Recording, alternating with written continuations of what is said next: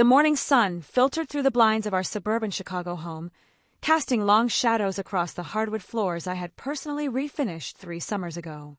I stood in the kitchen, watching steam rise from my coffee mug, listening to the familiar sounds of another day beginning in Oak Brook.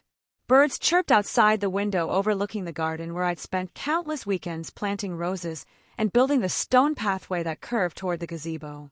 "I'm working late again tonight," Michael announced as he walked into the kitchen, already dressed in his expensive suit, not bothering to look up from his phone. His voice carried that dismissive tone I'd grown to recognize over the past 2 years, the same tone he used when discussing quarterly reports or dismissing his secretary's suggestions. I nodded, taking another sip of coffee. "The Henderson Project?" "Something like that." He grabbed his travel mug from the counter, the one I'd bought him for our 5th anniversary with "World's Best Husband" engraved on the side. The irony wasn't lost on me anymore. Our kitchen had once been the heart of our home. I remember the night we'd stayed up until dawn picking out the marble countertops, debating between Carrara and Calicut. Michael had insisted on the more expensive option, saying we deserved the best. Now, as I watched him hurry through his morning routine, I realized those countertops had probably seen more of him than I had in recent months. "Will you be home for dinner tomorrow?" I asked, though I already knew the answer. "It's our anniversary." Michael paused at the door, his hand already on the handle. For a moment, something flickered across his face. Was it guilt? Annoyance? Right. 7 years. He turned the handle. "We'll do something special this weekend." The door closed with a soft click, leaving me alone with the echo of broken promises. 7 years. It felt both like a lifetime and no time at all. I could still remember our wedding day at the Botanical Gardens downtown, how he looked at me like I was the only person in the world. When had that look disappeared? I walked through our house, really seeing it for the first time in months. Every room told a story of the life we built together, but increasingly, it felt like I'd been the sole author.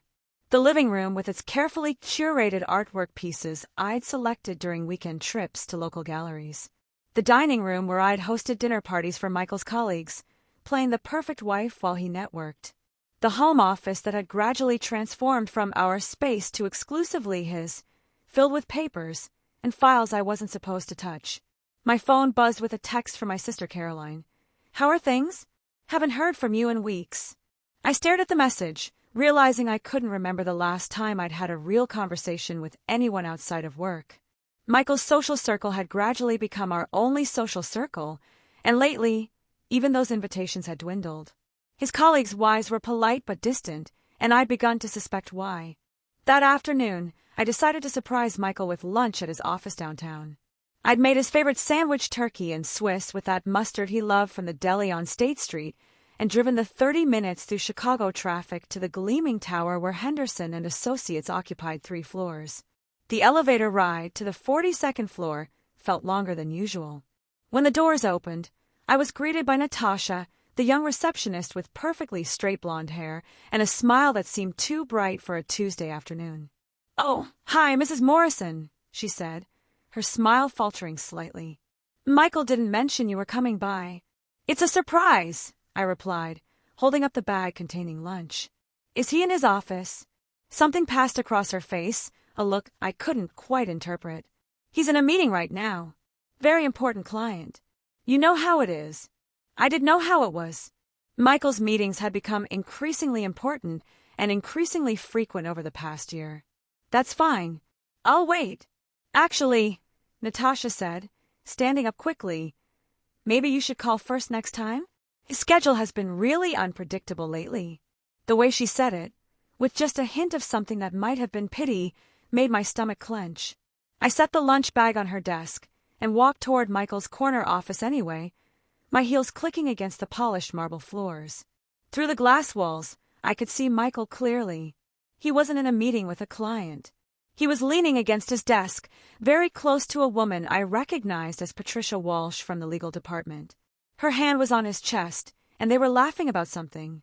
As I watched, he tucked a strand of her dark hair behind her ear with an intimacy that made my breath catch. I stood there for what felt like hours but was probably only seconds, watching my husband with another woman in the office where we'd met 8 years ago, where he'd first asked me out after a company Christmas party, where I'd brought him coffee during those late nights when he was working toward his promotion. Michael looked up and saw me through the glass. The color drained from his face, but he didn't step away from Patricia. Instead, he straightened his tie and walked to the door with the confidence of a man who had already decided what story he was going to tell. "Honey," he said as he opened the door, his voice carefully modulated, "what are you doing here? I brought you lunch." My voice sounded strange to my own ears, distant and calm. "But I can see you're busy." Patricia had the decency to look embarrassed, gathering some files from his desk and hurrying past us with a mumbled "excuse me." Michael watched her go, and I caught something in his expression that hit me harder than seeing them together had regret, but not for what I'd witnessed. Regret that he'd been caught? "It's not what you think," he began, but the words sounded rehearsed, like he'd been preparing for this conversation. "What do I think, Michael?" I asked, genuinely curious about what explanation he'd crafted. He ran his hand through his hair, a gesture I'd once found endearing. "Patricia and I work closely together. The Henderson Project. The Henderson Project that keeps you here until 10 every night? The one that requires weekend meetings and business dinners I'm never invited to anymore." Michael's jaw tightened. "You're being paranoid." "Am I?" I looked around his office, really seeing it. There were no photos of us on his desk anymore. The small cactus I'd given him for his birthday was gone, replaced by what looked like a feminine touch, a small orchid that definitely wasn't his style. "How long, Michael?" "How long what?" "How long have you been having an affair?" The word hung in the air between us like a physical thing. Michael's face cycled through several expressions: denial, anger, and finally, something that might have been relief. "You don't understand the pressure I'm under," he said finally. "The expectations, the stress. Patricia gets it. She understands what it takes to succeed in this business. And I don't. You never did. You're content with your little part-time job at the nonprofit, playing house, acting like we're still in our 20s. I need someone who matches my ambition." His words hit me like physical blows.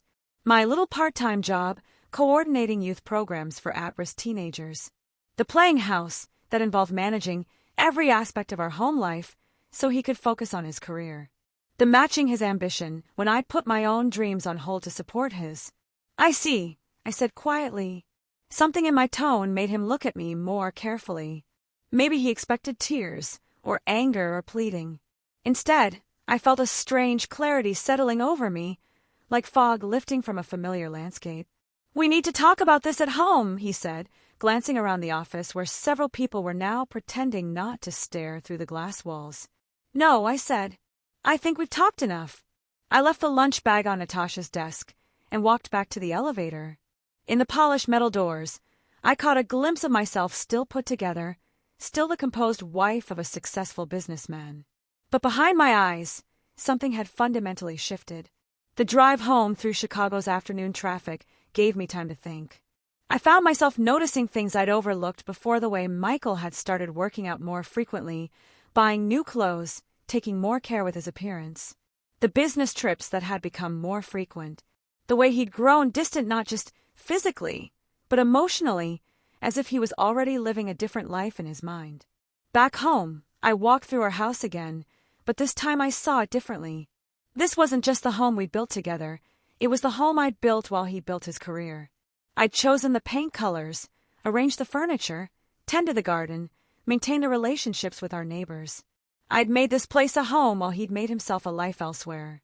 That evening, Michael came home earlier than usual, carrying flowers from the grocery store, not the thoughtful bouquets from the florist he used to bring, but the kind you grab on your way through checkout when you realize you need to make a gesture. "We should talk," he said, setting the flowers on the kitchen counter. I was making dinner, the same Tuesday night routine I'd followed for years. Grilled chicken, roasted vegetables, rice. Balanced, healthy, boring. About what? About what you saw today. About us. I turned to face him, really looking at my husband. He was handsome, successful, articulate everything I'd thought I wanted when I was 25 and believed that love was enough to build a life on. But standing in our kitchen, with the orchid from his office fresh in my memory, I realized I was looking at a stranger. "How long have you been planning to leave me?" I asked. The question seemed to surprise him. "I'm not planning to leave you." But you're planning to keep seeing her. Michael sat down heavily at the kitchen island, the one where we'd shared so many meals and conversations and quiet mornings. It's complicated.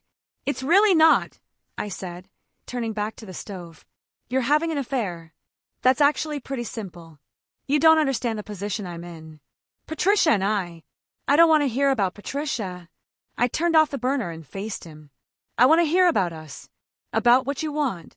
For a moment, Michael looked like the man I'd married, uncertain, vulnerable, human. Then his expression hardened into something more familiar, the mask he wore in boardrooms and negotiations. I want you to be reasonable about this. Marriages go through rough patches. We can work through this if you're willing to be mature about it. Mature. I repeated the word, tasting its bitter flavor. You want me to be mature about your affair. I want you to understand that we're not kids anymore. People have needs, and sometimes. Get out!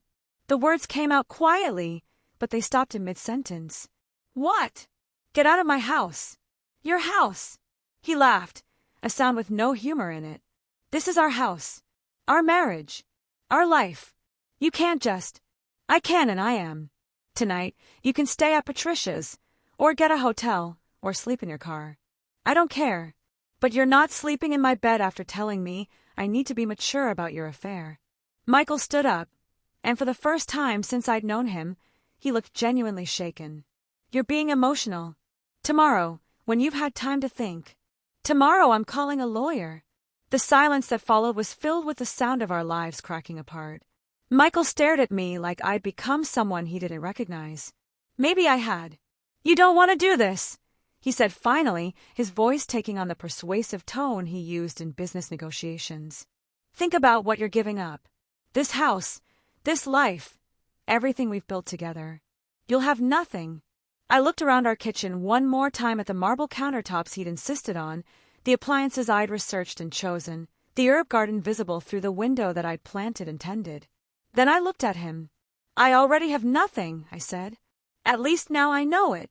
Michael left that night, taking a small suitcase and his laptop. I stood at the window and watched him load his car, talking on his phone probably to Patricia, probably arranging somewhere to stay. The red taillights disappeared around the corner, leaving me alone in the house that suddenly felt more like home than it had in years. I called Caroline, and for the first time in months, I told someone the truth about my life. She listened without judgment, offering to drive over from Wisconsin, but I told her I needed the night to think. After we hung up, I poured a glass of wine and sat on the back porch, looking at the garden I'd created, listening to the sounds of our neighborhood settling into evening. For the first time in years, the silence felt like possibility rather than emptiness. The law offices of Patricia Kellerman and Associates occupied a modest brick building in downtown Naperville, a far cry from the gleaming skyscrapers where Michael conducted his business.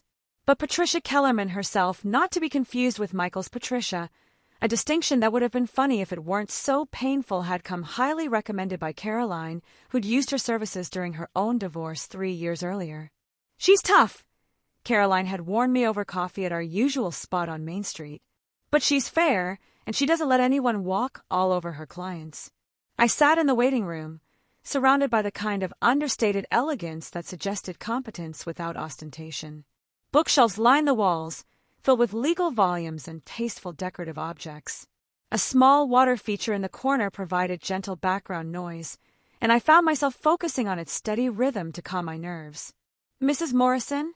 Patricia Kellerman was younger than I'd expected, probably in her early 40s, with silver-streaked brown hair pulled back in a professional bun and intelligent green eyes behind stylish frames. Her handshake was firm, her smile warm but businesslike. "Thank you for seeing me on such short notice," I said as we walked back to her office. "Caroline spoke very highly of you," she replied, gesturing for me to take a seat in one of the leather chairs facing her desk. "She also gave me a brief overview of your situation. 7 years of marriage, suspected infidelity, and a husband who believes you'll walk away with nothing." Hearing it summarized so clinically made my chest tight, but I nodded. "That's about right." Patricia opened a yellow legal pad and uncapped a pen. "Let's start from the beginning. Tell me about your marriage, when you met, when you married, major life events, financial arrangements, property acquisition, everything you think might be relevant. For the next hour, I found myself recounting the story of Michael and me in a way I'd never had to before, as evidence rather than memories. We'd met at Henderson and Associates, where I'd worked as a marketing coordinator for 2 years before our wedding. I'd left that job when Michael was promoted to senior partner, and we bought the house in Oak Brook, supposedly temporarily, so I could focus on setting up our home and planning our future family. "But you never had children?" Patricia asked, making notes. We tried for about 2 years. Nothing happened, and Michael said we should focus on his career first, that there would be time for kids later. I paused, remembering those conversations that had gradually shifted from "when we have kids" to "if we have kids," to not mentioning children at all. Later never seemed to come. "And your employment since then?" "I freelanced for about a year, doing marketing work for small nonprofits. Then I took the position at Chicago Youth Services 3 years ago. It started part-time but became nearly full-time." Patricia looked up from her notes. "What's your current salary?" $38,000 a year. She wrote that down without comment, but I caught a flicker of something in her expression. "And your husband's income?" "I'm not entirely sure. He handles all our finances, but I know he made partner 2 years ago. Based on what I've overheard, I guess somewhere around $250,000, maybe more." "You don't have access to your joint financial accounts?" The question made me flush with embarrassment. Michael always said he was better with money, that it was one less thing for me to worry about. I have a household account for groceries and day-to-day expenses, but the investments, savings, retirement accounts, he manages all of that. Patricia set down her pen and leaned back in her chair. "That's going to be our first priority, getting a complete financial picture. In Illinois, all assets acquired during the marriage are considered marital property, regardless of whose name they're in or who earned the money. Michael seems to think I'll leave with nothing." Michael is either uninformed about Illinois divorce law or hoping you are. Patricia's smile was sharp. "Tell me about the house. When did you buy it? Whose name is on the deed? How much did you pay?" "We bought it 6 years ago, right after his promotion. The purchase price was $425,000. I assume both our names are on the deed, but honestly I'm not certain. We'll find out. What about improvements, maintenance, that sort of thing?" This was territory where I felt more confident. "I managed all of that. We refinished the hardwood floors, updated both bathrooms, renovated the kitchen, landscaped the entire backyard. I researched contractors, got bids, supervised the work." Michael was always too busy. "Do you have records of those improvements?" "Everything. I kept all the receipts, contracts, before and after photos. I have a whole filing system for house-related expenses." For the first time since I'd arrived, Patricia smiled genuinely. "Excellent. What about the current market value?" "Our neighbor's house sold last month for $610,000, and ours is larger with better upgrades." Patricia made more notes. "So we're looking at substantial appreciation, much of it due to improvements you managed and oversaw." "That's good for us." She looked up. "Now let's talk about the affair. What evidence do you have?" I described what I'd witnessed at Michael's office, but as I spoke, I realized how little concrete proof I actually had. "I know what I saw, but I don't have photographs or documents or anything like that." "That's fine for now. Illinois is a no-fault state, so adultery doesn't affect the property division directly, but it can be relevant for other reasons." Patricia made another note. "Has he moved out?" "He's been staying at a hotel downtown for the past 2 weeks. He comes by sometimes to get clothes or work papers, but we've barely spoken." "Good. That establishes that he abandoned the marital home." She flipped to a new page. "Now, I need you to gather some documents for me. Bank statements, tax returns, investment account statements, retirement account information, insurance policies, credit card statements, everything you can find." "Can you do that?" The thought of going through Michael's private papers made my stomach clench, but I nodded. He has a filing cabinet in his home office. It's usually locked, but I think I know where he keeps the key. Legally, as his spouse, you have a right to access those documents. Don't let anyone tell you otherwise. Patricia handed me a sheet of paper. "This is a list of everything we'll need. Take your time, be thorough, and make copies of everything." "What about spousal support?" I asked, the question that had been weighing on me since Michael left. "My salary barely covers my personal expenses, let alone the mortgage and utilities. That's definitely on the table. Illinois considers factors like the length of the marriage, the disparity in income, your contributions to his career advancement, and your employability. 7 years is a significant period, and the fact that you scaled back your career to support his gives us strong arguments. He'll fight it. Let him fight. That's what we're prepared for. Patricia closed her legal pad and looked at me seriously. I need you to understand something. This is going to get ugly. Michael clearly believes he holds all the cards, and men like that don't like being proven wrong. He'll try to intimidate you, make you feel like you're being unreasonable or greedy. Don't let him. I thought about Michael's confidence, his assumption that I'd be grateful for whatever scraps he decided to throw my way. How long will it take? If we can reach a settlement, maybe 6 months. If we have to go to trial, could be a year or more. But given what you've told me about your husband's personality, I suspect he'll want to resolve this quickly and quietly. Men in his position don't like their personal lives becoming public record. As I left Patricia's office, I felt something I hadn't experienced in months, hope mixed with determination. For years, I'd let Michael convince me that his career, his decisions, his vision for our life took precedence over mine. But sitting in that office, laying out the facts of our marriage like evidence in a case, I'd begun to see our relationship from a different angle. That evening, I sat in Michael's home office for the first time since he gradually claimed it as his exclusive domain. The room still smelled like his cologne, and his law school diplomas hung on the wall next to photos of him with various colleagues and clients. Notably absent were any photos of us together. The filing cabinet was indeed locked, but I found the key in the back of his desk drawer, tucked inside an old business card holder. Inside, organized with typical Michael precision, were folders containing every aspect of our financial life. What I found made my hands shake. Our joint checking account, which I'd assumed contained maybe $10,000 or $15,000, actually held over $40,000. Our savings account had nearly $60,000, money I'd had no idea existed. There were investment accounts with combined balances of over $200,000, a retirement account in Michael's name worth almost $300,000, and another retirement account I didn't even know about. But it was the credit card statements that made me sit down heavily in Michael's leather desk chair. Charges to restaurants I'd never been to, hotels in downtown Chicago when he told me he was working late at the office. Jewelry purchases from Tiffany Jewelry I'd never seen. Charges to a high-end lingerie boutique that definitely hadn't benefited me.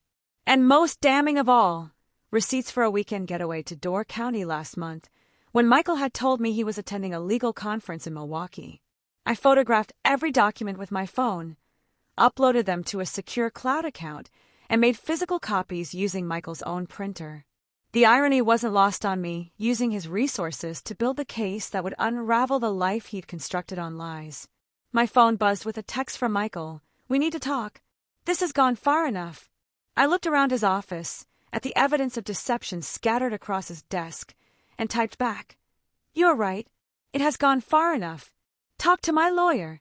The next morning, Patricia called me into her office again. I'd emailed her the scanned documents the night before, and she'd clearly been busy reviewing them. "This is even better than I hoped," she said, spreading printouts across her desk. "Look at this. He's been systematically hiding assets from you while spending marital funds on his affair. These hotel charges alone are grounds for what we call dissipation of marital assets." "What does that mean?" "It means he used money that belonged to both of you to conduct an extramarital affair. Illinois law allows us to seek reimbursement for those funds, plus it demonstrates a pattern of deception that will play well with a judge." She pulled out a calculator and started adding up charges. Conservative estimate, he spent at least $15,000 on this affair over the past 8 months. Hotel rooms, dinners, gifts, travel all paid for with marital funds. "Can we prove the affair?" Patricia smiled and pulled out her phone. "I hired a private investigator yesterday. Michael isn't as careful as he thinks he is." She showed me a photo of Michael and Patricia Walsh entering a downtown hotel together the previous evening. He's staying at the Palmer House, and apparently she's been staying there with him. I stared at the photo, expecting to feel hurt or anger, but instead I felt vindicated. So what happens now? Now we file for divorce and request temporary spousal support, temporary exclusive use of the marital home, and a freeze on all marital assets pending full disclosure. Patricia gathered the documents into neat piles. We're also going to request that he be held responsible for his attorney's fees as well as yours, given his dissipation of marital assets. He's going to be furious. Good. Furious people make mistakes, and Michael strikes me as someone who's used to getting his way through intimidation rather than legal strategy. Patricia leaned forward. But I need you to prepare yourself. He's going to try every trick in the book: guilt, anger, promises, threats. He might even offer you what seems like a generous settlement just to make this go away quickly. And if he does, we evaluate any offer carefully, but remember, this isn't just about money. This is about justice, and about making sure you can build a secure future for yourself. 2 days later, Michael showed up at the house unannounced. I was in the garden, deadheading roses, when his BMW pulled into the driveway.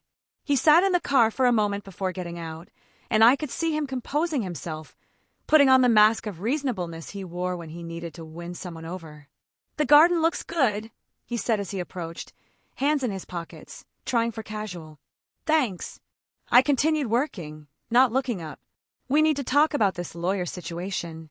You're making this much more complicated than it needs to be." "I'm making it complicated?" I stood up, brushing dirt from my gardening gloves. "You had an affair, Michael.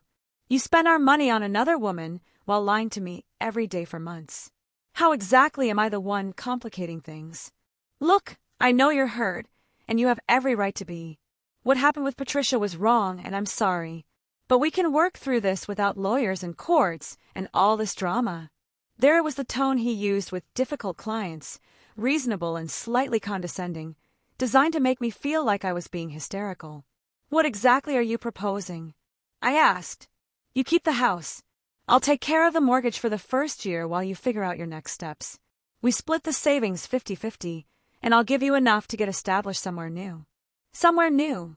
"Well, you can't afford to keep this house on your salary. Be realistic." I pulled off my gardening gloves slowly, looking at Michael, really looking at him. "You want me to give up my home, accept whatever you decide to give me, and disappear quietly so you can continue your life with Patricia without any inconvenience. I want us to be civilized about this. Adult."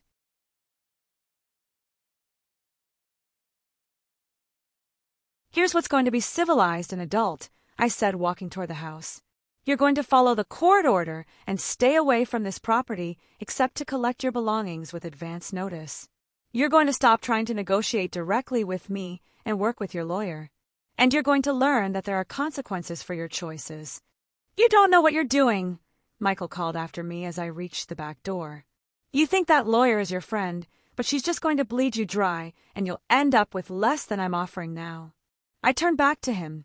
"Maybe, but at least I'll end up with what I'm legally entitled to, not just what you think I deserve." "You'll walk away with nothing," he said, and for the first time, his reasonable mask slipped, showing the anger underneath. "I built this life. I earned every dollar. You contributed nothing but playing house and spending my money." The cruelty of it took my breath away, not because it was unexpected, but because it revealed how he'd really seen me all along. "Get off my property, Michael." "Your property?" He laughed, but there was no humor in it. "We'll see about that." As I watched him drive away, I realized that the man I'd married was either gone or had never existed at all. The Michael who'd brought me coffee in bed on Sunday mornings, who'd held my hand during movies, who'd once told me I was the most important thing in his world, that person had either died or been a performance from the beginning. But as painful as that realization was, it was also liberating. I didn't have to mourn the end of my marriage anymore, because the marriage I thought I'd had ended long ago. Now I was just cleaning up the paperwork. That night, I called Caroline and told her about Michael's visit. "He's scared," she said immediately. "When Tom tried that same approach with me, my lawyer told me it meant he knew he was in trouble. I keep wondering if I'm doing the right thing." "You mean as opposed to what?" "Accepting whatever crumbs he decides to throw you while he starts a new life with his girlfriend." When she put it like that, it didn't seem like much of a choice at all. The next week, Michael's lawyer called Patricia to request a settlement conference. Apparently, Michael preferred to negotiate rather than let a judge decide his fate. But when Patricia told me about the initial offer, I understood why he was suddenly interested in settling. He's offering you 40% of the marital assets, no spousal support, and you keep the house but assume full responsibility for the mortgage, Patricia explained over the phone. That sounds not good. It's insulting. Under Illinois law, you're entitled to 50% of everything, plus spousal support given the income disparity and the fact that you scaled back your career to support his. And given the dissipation of assets we can prove, a judge might award you even more. So we say no. We counteroffer 50% of all assets, including retirement accounts. Spousal support of $4,000 a month for 3 years. He pays all attorney fees and court costs, and he reimburses the marital estate for the money he spent on his affair. It felt like asking for a lot, but Patricia assured me it was reasonable given the circumstances. Remember, she said, you don't get what you deserve in divorce. You get what you negotiate. 2 weeks later, we were back in Patricia's office for Michael's response to our counteroffer. His lawyer, a sharp-dressed man named Richard Stone who looked like he charged by the minute, had requested the meeting to discuss realistic expectations. Your client is being advised poorly, Stone said to Patricia, barely acknowledging my presence. My client is prepared to be generous, but these demands are unreasonable. 50% of marital assets is the starting point under Illinois law, Patricia replied calmly. Spousal support is standard given the circumstances, and reimbursement for dissipated assets is both legally justified and morally appropriate. My client disputes any allegation of asset dissipation. Patricia slid a folder across the table. Hotel receipts, restaurant charges, jewelry purchases, travel expenses all paid for with marital funds during the course of his extramarital relationship. We have photographic evidence of the affair and a private investigator's report documenting the timeline. Stone opened the folder, and I watched his expression change as he flipped through the evidence. Michael had clearly not told his lawyer about the paper trail he'd left behind. This doesn't prove anything conclusive, Stone said finally, but his tone had lost its confidence. It proves your client spent at least $15,000 of marital money conducting an affair while lying to his wife about his whereabouts, Patricia replied. Would you like to explain to a judge why that shouldn't be considered dissipation? There was a long silence. Finally, Stone closed the folder. What would your client accept to resolve this matter quickly? Patricia looked at me, and I nodded slightly. We discussed this moment. 55% of all marital assets to account for the dissipated funds. Spousal support of $3,500 a month for 3 years. Your client pays all legal fees, and Mrs. Morrison retains exclusive use of the marital home. That's more than your original demand. Your client's lack of honesty with his counsel has created additional complications, Patricia said smoothly. This is our final offer. Stone looked uncomfortable. I need to discuss this with my client. Of course. We'll wait to hear from you. After they left, Patricia and I sat in her office, reviewing what had just happened.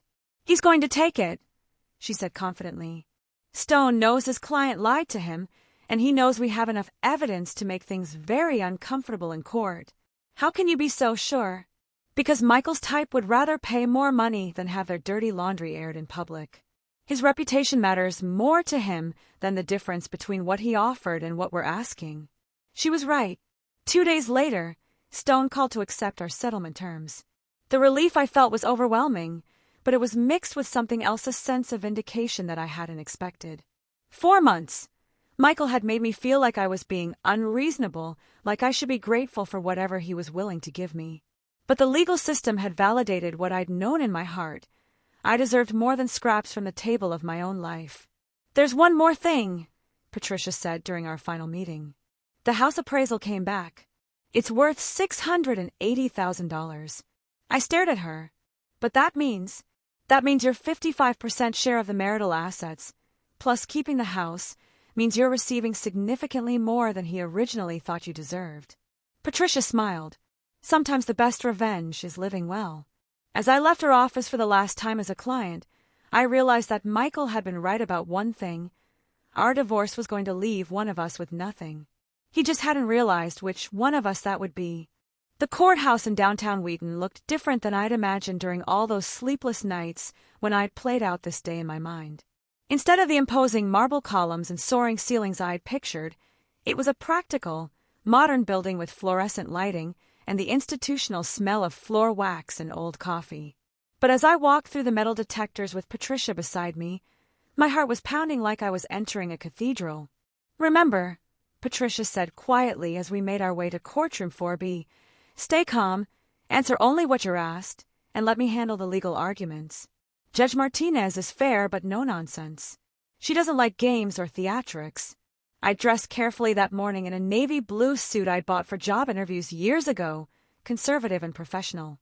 Patricia had advised me to look like the person I was, a working professional who'd contributed to her marriage, not someone trying to play a role or make a statement. Michael was already seated at the defendant's table with Richard Stone when we entered. He looked up as we walked in, and for just a moment, I saw something flicker across his face that might have been uncertainty. He'd lost weight over the past month, and his usually perfect hair looked slightly disheveled. Patricia Walsh sat in the gallery behind him, and I wondered if he'd brought her for moral support or if she was just curious to see how this played out. All rise for the Honorable Judge Elena Martinez. Judge Martinez was a woman in her 50s with graying black hair pulled back severely and sharp brown eyes behind reading glasses. She surveyed the courtroom with the expression of someone who'd seen every variety of human drama and wasn't impressed by any of it. "Please be seated. We're here today for the dissolution of marriage between Morrison versus Morrison. I've reviewed the settlement agreement negotiated by counsel, and I understand there are some remaining disputes. Mr. Stone, what are your client's objections?" Stone stood, straightening his tie. "Your Honor, my client believes the proposed settlement is inequitable.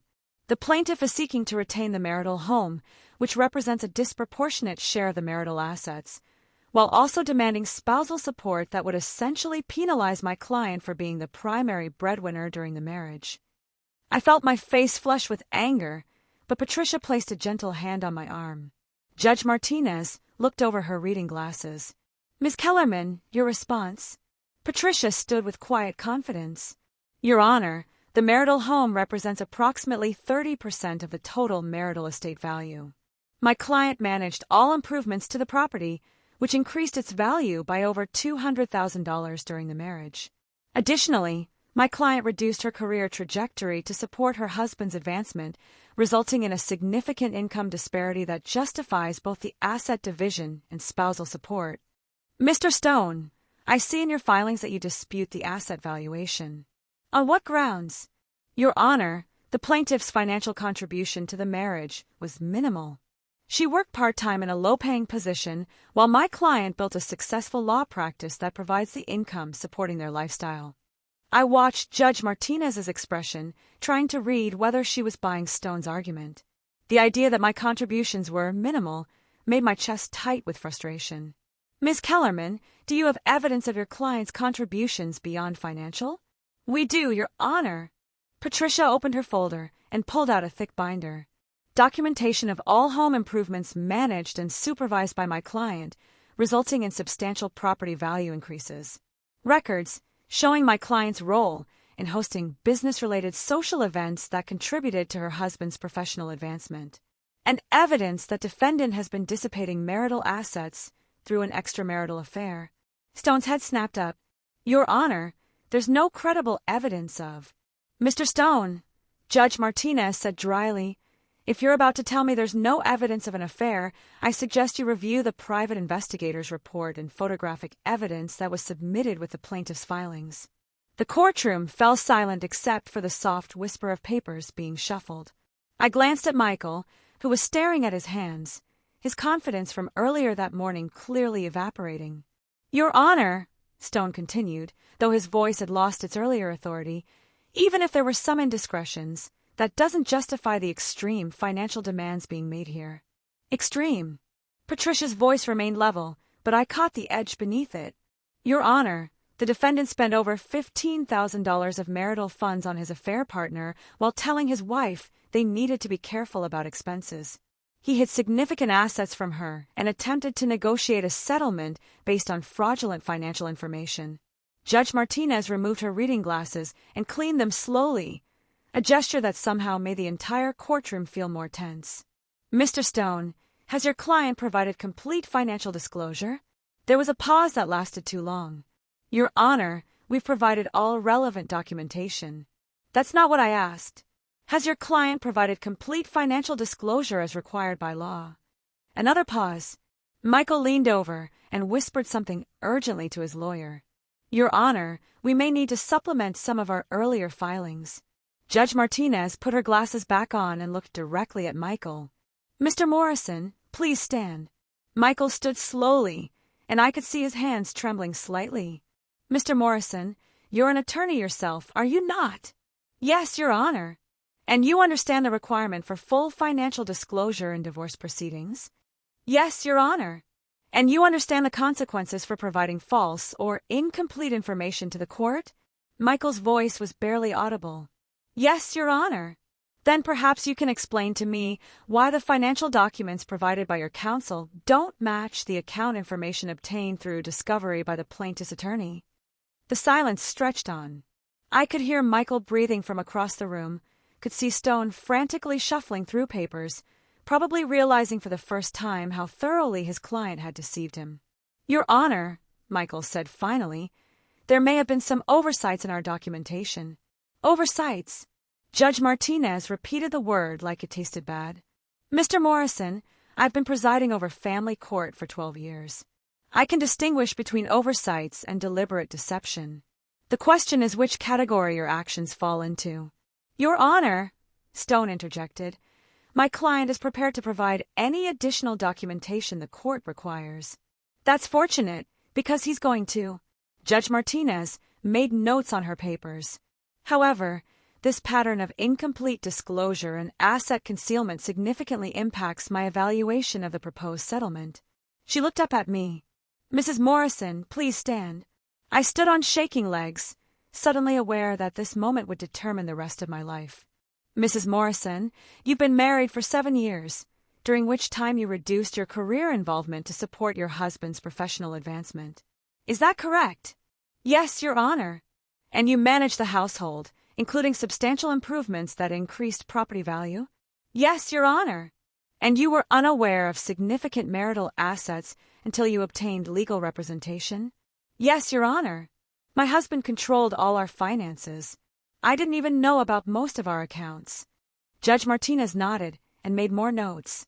The silence in the courtroom was deafening. I could feel Michael's eyes on me, but I didn't look at him. Having reviewed all evidence and testimony, Judge Martinez said finally, I find that the defendant has failed to provide complete financial disclosure and has dissipated marital assets through extramarital conduct. These factors significantly favor the plaintiff in asset division. She removed her glasses again and looked directly at Michael. Mr. Morrison, your attempts to conceal assets and control the narrative of this divorce demonstrate a fundamental lack of respect for both the legal process and your wife's contributions to your marriage. The court finds that the proposed settlement terms are not only reasonable but generous to you given your conduct. I felt Patricia squeeze my arm gently. Therefore, the court approves the settlement agreement as written. Mrs. Morrison will retain exclusive ownership of the marital home. Assets will be divided 55% to the plaintiff, 45% to the defendant. Defendant will pay spousal support of $3,500 per month for 3 years. Defendant will also reimburse the marital estate $15,000 for dissipated assets and will be responsible for both parties' legal fees.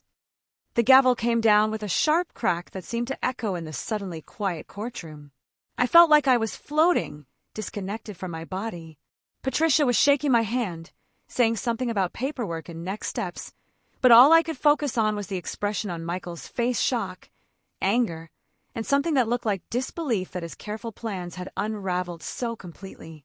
As we gathered our papers and prepared to leave, Michael approached our table.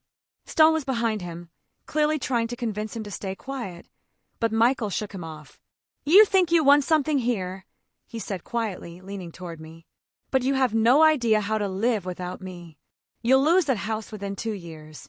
I looked up at him, this man who'd shared my bed and my dreams and my daily life for 7 years, who'd become a stranger somewhere along the way. "You're right," I said. "I have no idea how to live without you.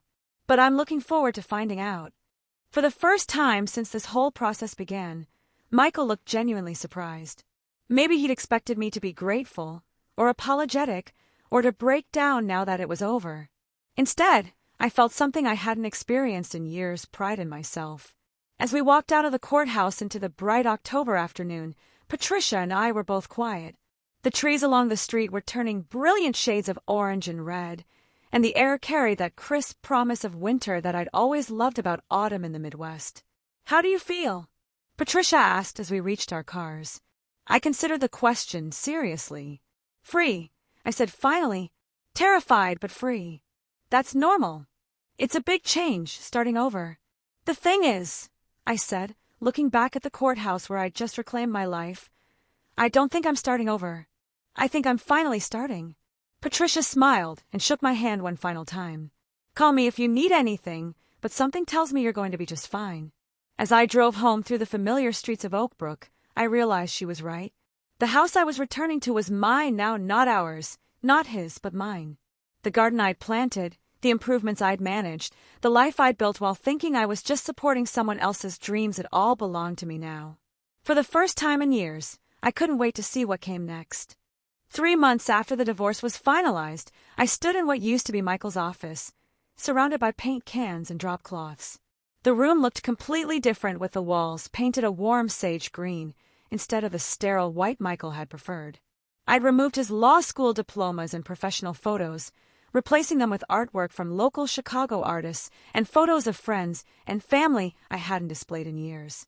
The transformation of the office into my art studio had become symbolic of everything that was changing in my life. Where Michael's imposing desk had dominated the space, I'd placed an easel and art table near the large window that overlooked the garden. The morning light was perfect for painting, something I'd rediscovered after finding my old art supplies in the basement storage room. "It looks amazing in here," Caroline said, setting down coffee from our favorite cafe on Main Street. She'd driven down from Wisconsin to help me paint, though mostly we'd spent the weekend talking and laughing in ways I'd forgotten were possible. "I can't believe you haven't painted since college." "Michael always said it was impractical," I replied, cleaning my brush in the small sink I'd had installed in the corner. He couldn't understand why anyone would pursue something that didn't generate income. "And now," I gestured toward the canvas on my easel, a work in progress depicting the view from my back porch, all golden afternoon light and shadow through the maple trees. "Now I realize I don't need anyone's permission to pursue things that make me happy." The painting was rough, clearly the work of someone rediscovering forgotten skills, but it captured something I'd been trying to express for months: the sense of peace I'd found in my own space, in my own time, following my own rhythms. My phone buzzed with a text from Rachel, my new friend from the pottery class I'd joined at the community center. "Still on for dinner tonight? Tom's excited to meet the famous artist." I smiled, typing back, looking forward to it.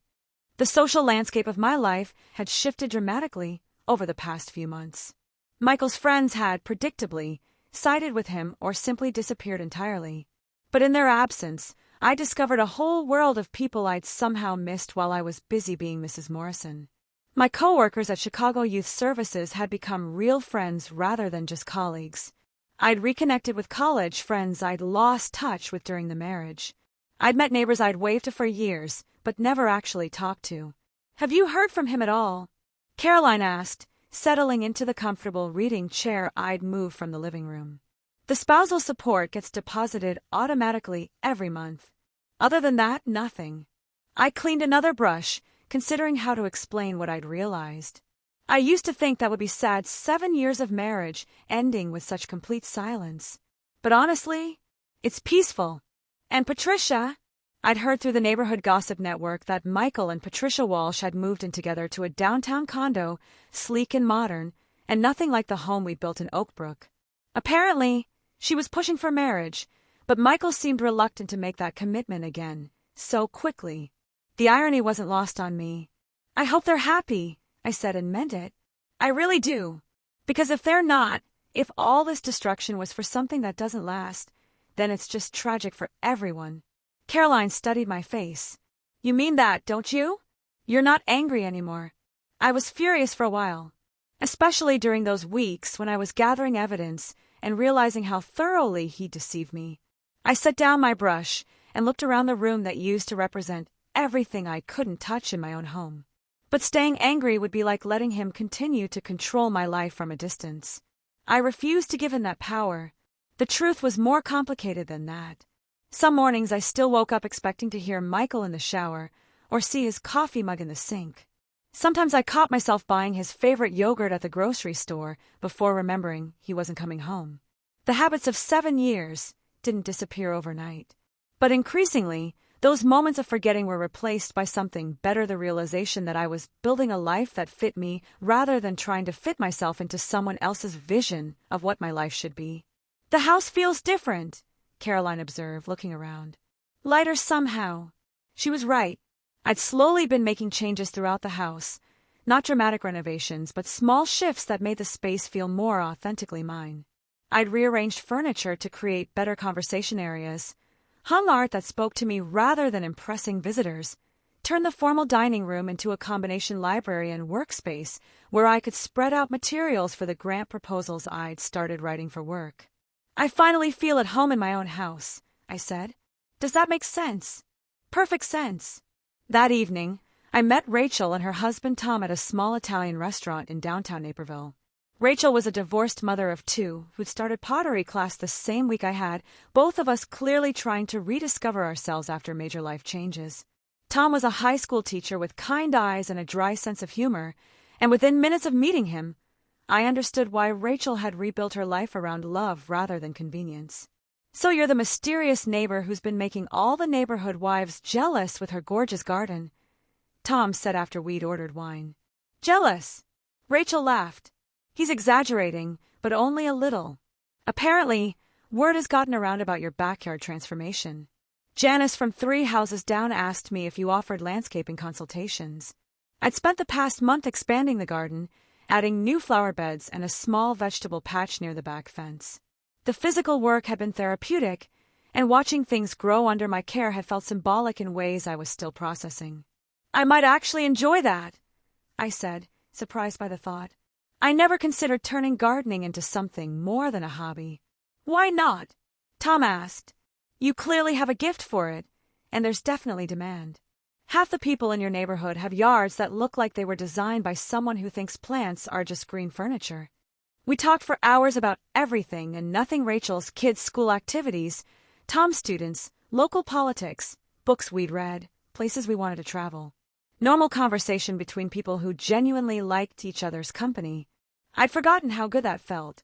Can I ask you something? Rachel said as we shared dessert. Do you miss it? Being married?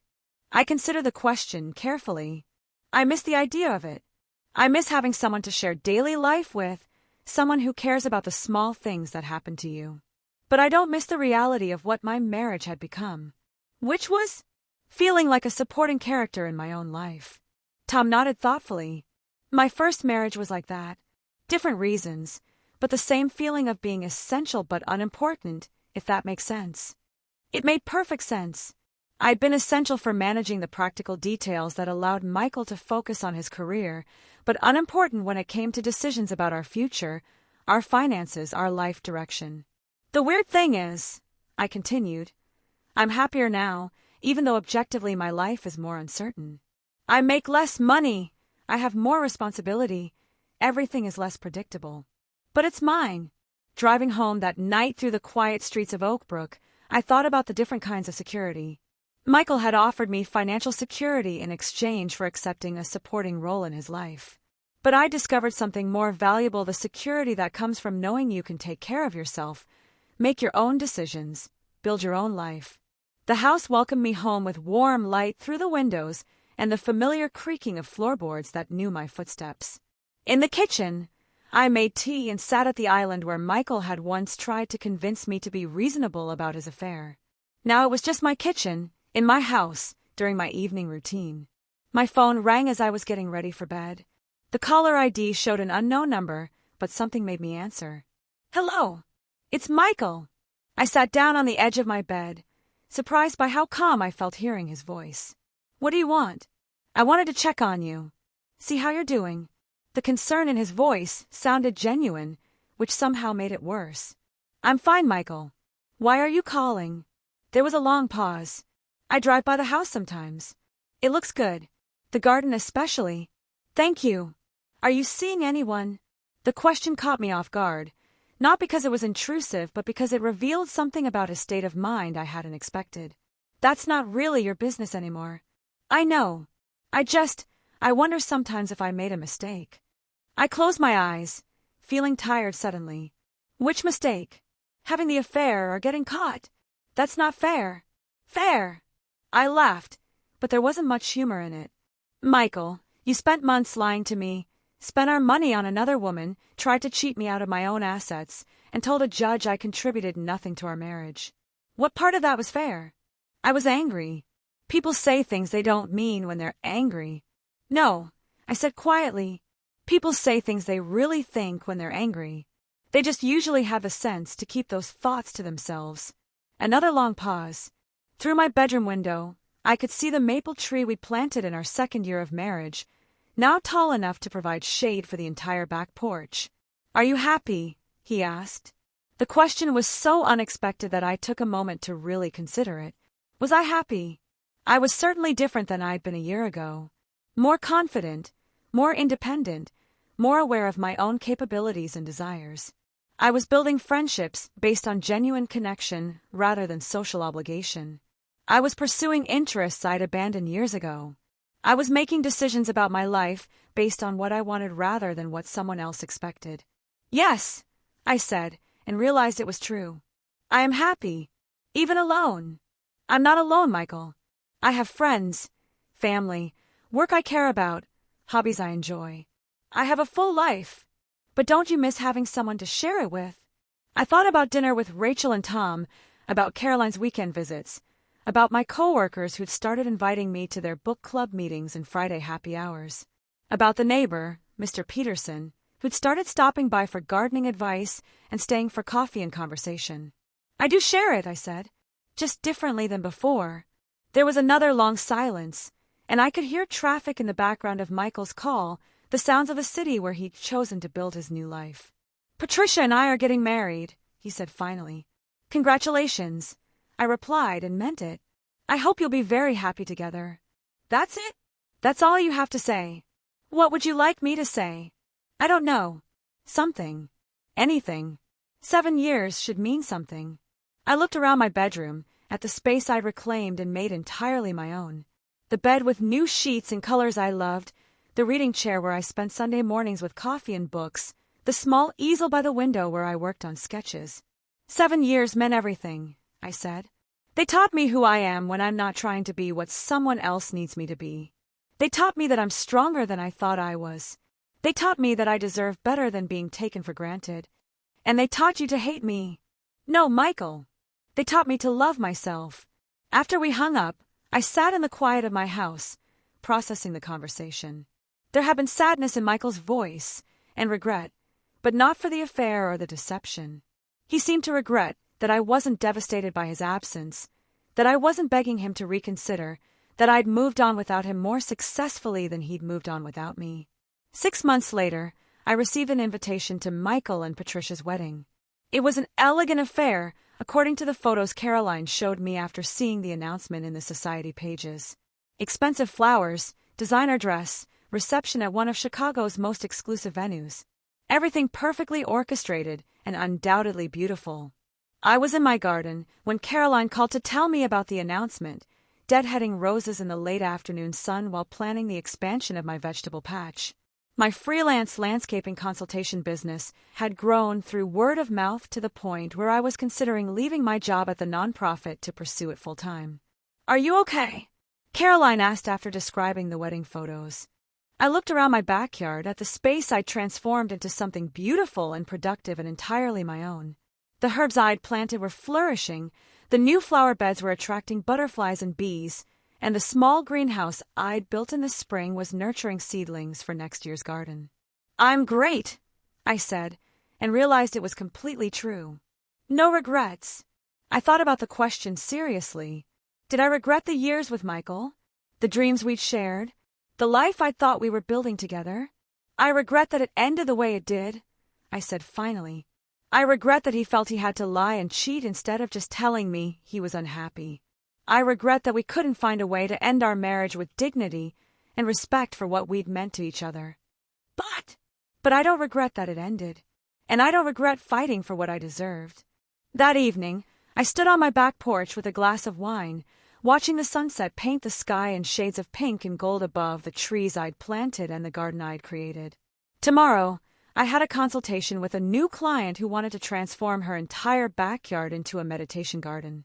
Next weekend, Rachel and I were driving to Wisconsin to visit Caroline and see the autumn leaves. Next month, I was signed up for an advanced pottery class and a watercolor workshop at the art center. My life was full in ways it had never been during my marriage, rich with possibility and purpose and genuine connection. I discovered that starting over at 32 wasn't the tragedy I'd feared. It was an opportunity to build something authentic and sustainable and entirely my own. As the stars began to appear in the darkening sky, I thought about the woman who'd stood in this same spot a year ago, watching her husband's taillights disappear around the corner and wondering if she was making the biggest mistake of her life. I wished I could tell her what I knew now, that sometimes losing everything you thought you wanted is the only way to discover what you actually need. That divorce, however painful, can be the beginning of the most honest relationship you'll ever have, the one with yourself. But mostly, I wished I could tell her that the judge didn't give me the house that day in court.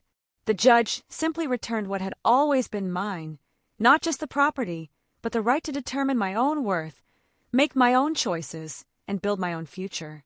And that, it turned out, was everything.